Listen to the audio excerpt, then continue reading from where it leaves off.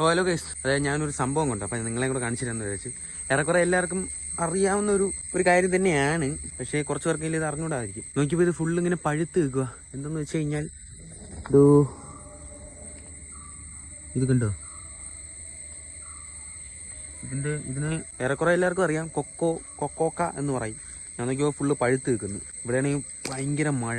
അപ്പം ഞാൻ വിചാരിച്ചത് പറിക്കാമെന്ന്.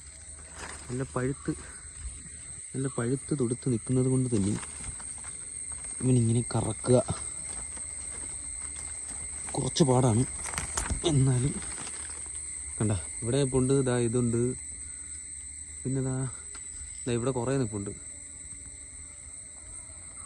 കണ്ട,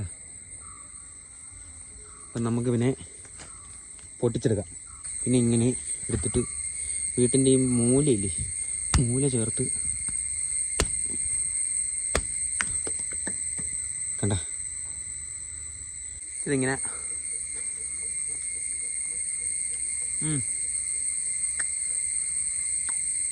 ഭയങ്കര മധുരമാണ് കേട്ടോ. കുരു ഈ സാധനം, ഈ കുരു ഉപയോഗിക്കണത് എന്തെന്ന് വെച്ച് കഴിഞ്ഞാൽ ചോക്ലേറ്റ് ഉണ്ടാക്കാൻ വേണ്ടി ഉണക്കി പൊടിച്ച് അത് ഉപയോഗിക്കാറുണ്ട് നമ്മൾ. കൊക്കോ പൗഡർ അത് എന്ന് പറഞ്ഞ സാധനമാണ്. അപ്പോൾ എല്ലാവർക്കും ഇത് അറിയാം എന്നാണ് എൻ്റെ ഒരു വിശ്വാസം. അറിഞ്ഞുകൂടാത്തവരുണ്ടെങ്കിൽ പുതിയൊരു അറിവായില്ലേ. ഇതിൻ്റെ ഈ സാധനം, ഈ ഫ്ലഷ് നല്ല മധുരമാണ്. Okay, bye bye.